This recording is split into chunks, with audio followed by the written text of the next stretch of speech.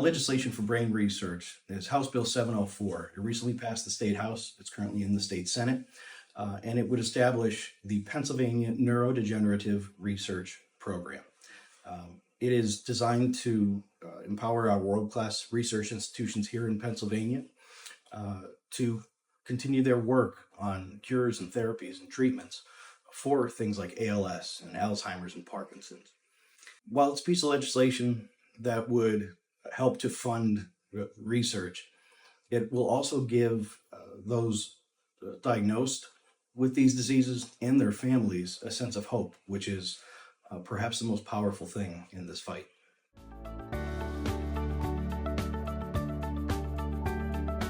It's been great to work with my fellow legislators in the State House and the State Senate on efforts on behalf of those with ALS and Alzheimer's and Parkinson's.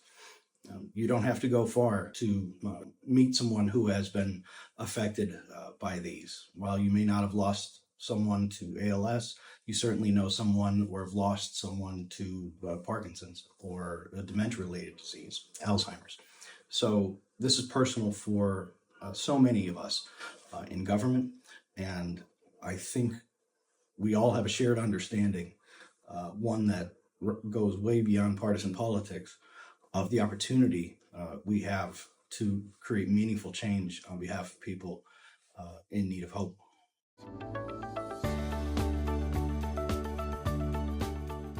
Some of the most meaningful and momentous work on behalf of so many worthy causes, rare diseases, ALS, have been because of advocates coming to the Capitol, sharing their stories, and making this personal for legislators and their staff.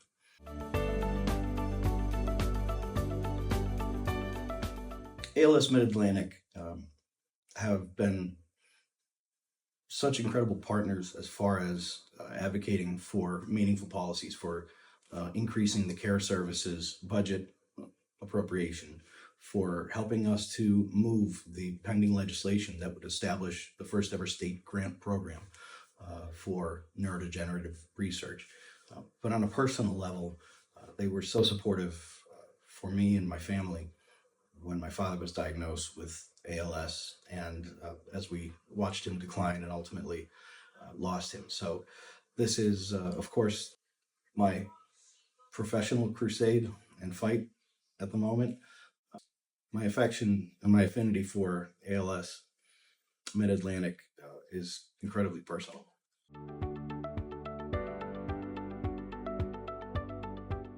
Pennsylvania has some of the top world-class research institutions right here. These research teams rely primarily on federal funding, things like NIH grants, which are limited and extremely competitive and presently under threat for cuts or elimination at the federal level.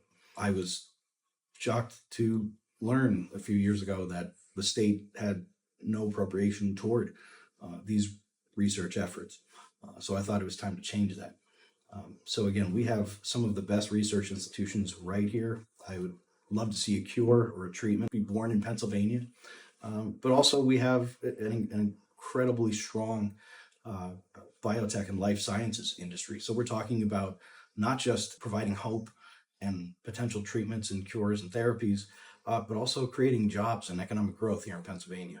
So I grew up a long-suffering New York Yankees fan, watching baseball games with my dad. So I was always aware of the legend of Lou Gehrig, the Iron Horse, who was diagnosed at age 36. And the sad thing is that all of these years later, if he were diagnosed today, his prognosis would largely be the same. It's time to change that. It's time to empower patients and their families with treatments and cures and therapies and hope. When my dad was accepted into a clinical trial, even though it proved not to be an effective regimen, the amount of hope that provided, knowing that there were researchers and advocates working day in and day out, who I'll never get to meet or personally thank, many of them, just provided such comfort and the hope that we needed on many dark days.